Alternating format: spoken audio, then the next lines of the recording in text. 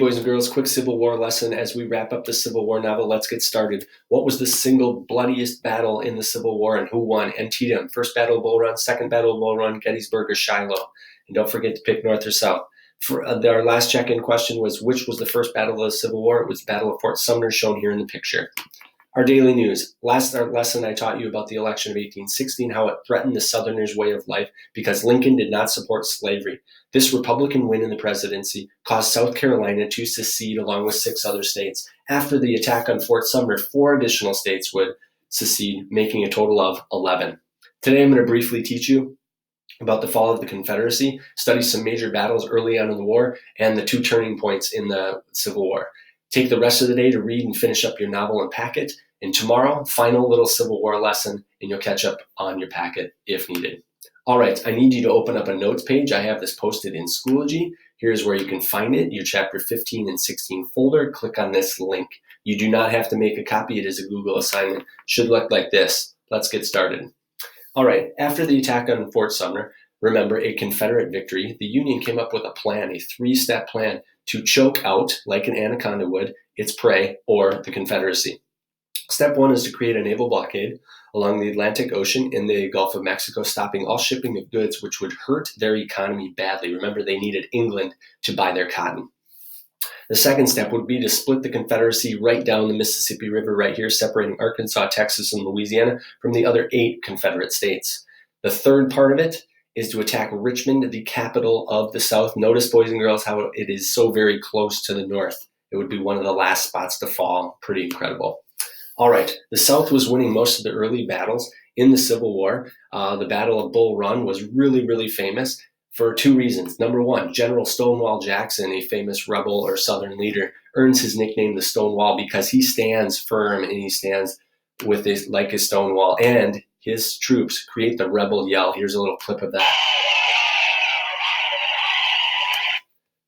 The rebel yell terrorized Union troops, and actually that yell made them flee and retreat. Some of them, not all of them.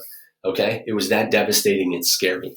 All right? The North expected a quick victory at the Battle of Bull Run. Even to prove that point, Union spectators sat up on a ridge of a hill to look with binoculars and watch this, but to their surprise, the Union lines broke because of Stonewall Jackson, and the rebels had the Union troops on the run. This was such a surprise that the spectators got in their carriages and booked it to Washington, D.C. as fast as they could in fear.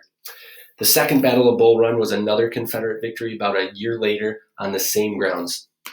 All right, 2 turning points. Vicksburg, very quick, 1863, right around the 4th of July. The Confederates hold the very last spot along the Mississippi River, basically from Wisconsin all the way to New Orleans in Louisiana. And remember how important this is. If they lose the Mississippi River, it splits the Confederacy into 2 groups, and it makes it nearly impossible to ship goods east or west. It would completely devastate the army. General Ulysses S. Grant from the North, or Illinois as well, tried to overpower the Confederates twice and failed. That's how dug in they were up on this hill above the river.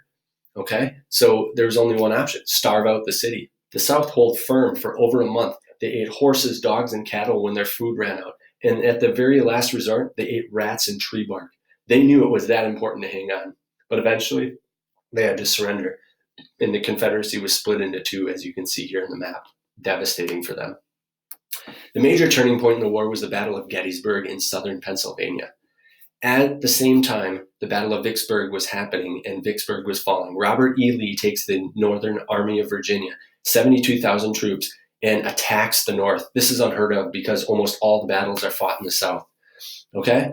Lee does this because he feels if he wins, the war will be over. Day 1, the Confederates have the Union Army on the run. They actually retreat to a southern part of the city, but a delay in communication might cost the Confederates the victory. 94,000 troops on day 2 face off against 72,000 rebel forces. On the 3rd day, General Pickett is given orders by Robert E. Lee to take 12,500 men, strike the center of the Union Army. It's a disaster, and they almost all fall. The results is the South loses and they must retreat, and the Union, although they win, are too weak to follow. They have the Confederates on their heels. That is it. Boys and girls, your job is to complete your final day. This should say day 5 of your reading. Here's the page. Good luck.